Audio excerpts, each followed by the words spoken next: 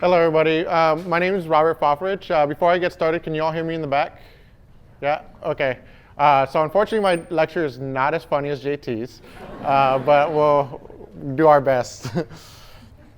So before I get started, I just want to tell you a little bit about myself. I was born and raised here in Southern California. I'm an LA County native.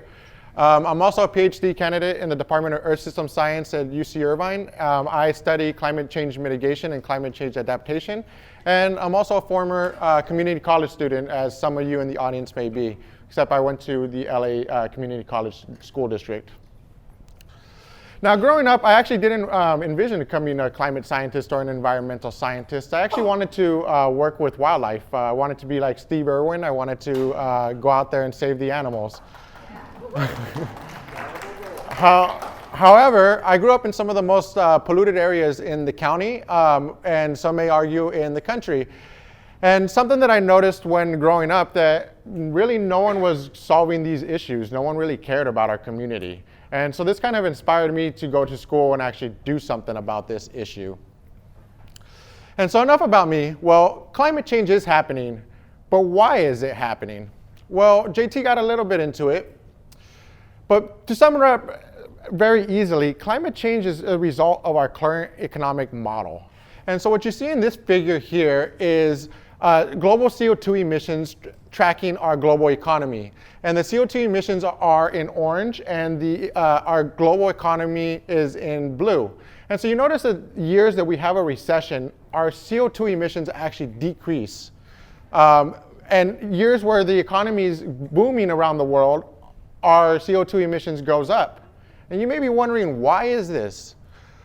Well, our economy requires a massive amount of energy to function. We've essentially industrialized every single aspect of our economy. And all of these processes take tremendous amounts of energy to keep this thing going. And all of this energy, historically, has mainly come from fossil fuels.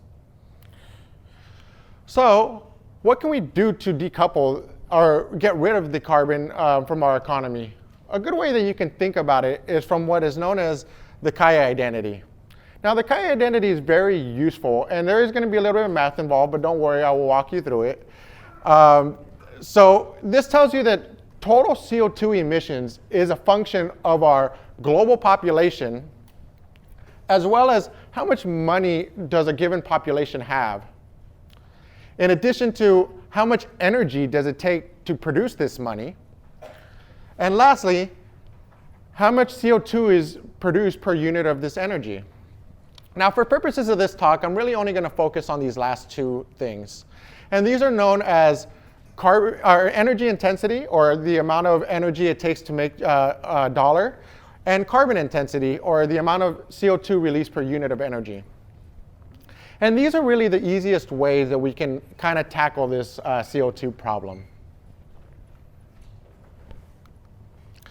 Now, where we want to really be in this figure, and JT showed you this figure just a little while ago, really depends on how much warming we are, as a society, are able to live with. And mind you, while the 1.5 degree pathway seems better than these other pathways, there is no safe level of climate change. These are all levels that are above what we as human society have been used to. And we have adapted our systems, especially like agricultural systems, to thrive in a world that we're not going to see in the future. Now, fortunately, global governments have been making some headway on this issue, and with current policies, the latest projections show that we are on track to make about a 3 to 4 degree warming. However, the international community came to a consensus that we really need to stay below this 2 degree and 1.5 degree warming to really avoid some of the most serious impacts of climate change. But how do we really get here? Well, if we would have started in the year 2000, to get on a track of 1.5 degree Celsius, we would have had to reduce our global CO2 emissions at a rate of about 4% per year. Now, this may not seem like much, but you got to understand that this is globally. So a 4% per year reduction is actually a monumental task. Unfortunately, since then, we have continued to increase CO2 emissions. This has made every single year of inaction that much more difficult. And if we fast forward to last year, we would have actually had to start reducing our emissions at a rate about 15% per year. This is an unheard of task throughout our modern history. Now, each year that we do not act, we actually use about 10% of the remaining carbon budget until about 2028, when we have used up this whole budget at current emission rates. And this means that this 1.5 degree pathway is all gone. So then maybe we should start focusing on a 2 degree pathway. Well, if we would have started this year, we would have to reduce our emissions about 6% per year. And again, each year of inaction makes this task that much more difficult. And starting in 2028, the same year that we have used up that 1.5 degree pathway, we would have to reduce our emissions by 10% per year. Now, some may see these figures and get very stressed out about them, because this kind of shows that we are basically at the end of these pathways. These pathways are almost now a pipe dream. However, what really will determine what pathway we are in is really our electrical infrastructure. You see, most CO2 producing infrastructure are long-lived. And what do I mean by this? Well, just like anything else in existence, everything has a life. And for power plants, the life happens to be around 40 years. This means any new fossil fuel power plant that comes online today will operate until like 2060 before it's decommissioned. And you may be asking, well, why don't we just decommission this thing tomorrow if we have like other technologies? Well, you see, these are like much like your car.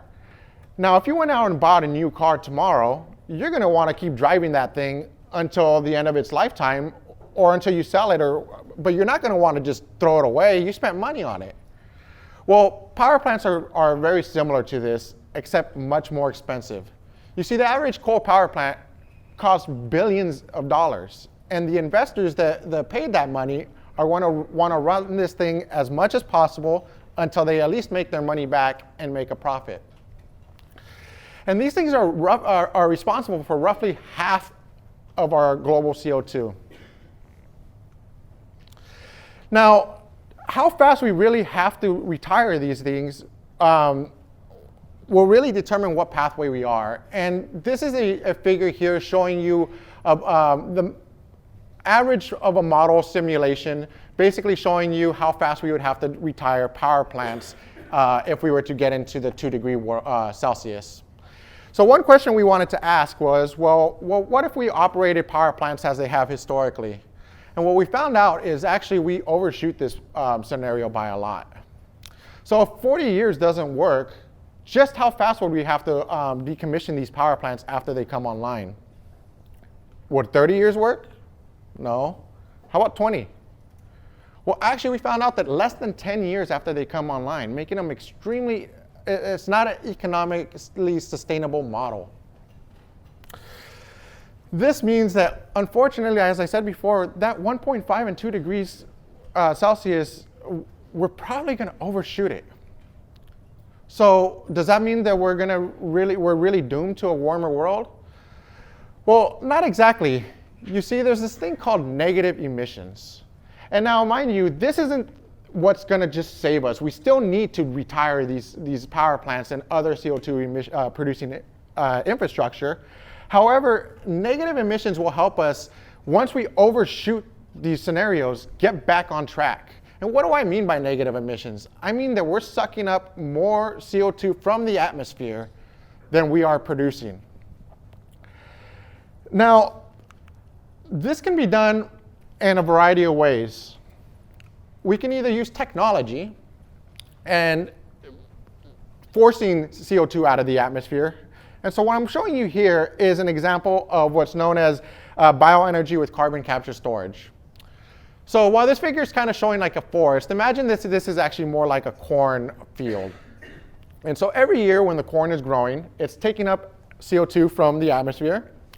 We can then use that biomass to create ethanol. We feed that ethanol to a power plant, and the power plant does not let the smoke escape the smokestack. Instead, it captures that CO2 and stores it underground.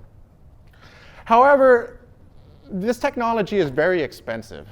So we may want to take a more biophysical approach through afforestation and reforestation. So planting trees in places where they've never been before and reclaiming some of those forests that have been lost. Now, some of the economics of energy transition, well, historically it's been much cheaper to produce energy using conventional energy sources. However, this is changing at a rapid pace. Every single year, solar panels are becoming much, much more cheaper and much more efficient. And traditionally, fossil energy has produced a stability to the energy grid that is not readily available with some of the renewable sources. The sun doesn't always shine, and the wind doesn't always blow, but whenever you want to charge your phone or turn on the light, you expect that thing to come on immediately. But however, technology has been catching up. Our battery storage capacities have been improving, and we are positioning ourselves in a very good place to actually make this our full energy grid. What you also need to know is that the full price is not really seen in fossil fuels currently. And this is because the fossil fuel energy is heavily subsidized by the global governments around the world. So if we take away these subsidies, you'll notice that the cost of fuel is actually much higher. In addition, much of the cost associated with fossil energy is hidden, meaning you as the consumer don't actually see it. So what kind of cost am I talking about? There's health costs. People that live near power plants or near mines or oil wells typically have higher rates of asthma and other other diseases than people that live in other areas. There's also environmental costs, and as well as climate change. Now, a good way to think about it is, say we all drive, so this is something that you all should be familiar with. Say you're driving along, and then you see this thing come on.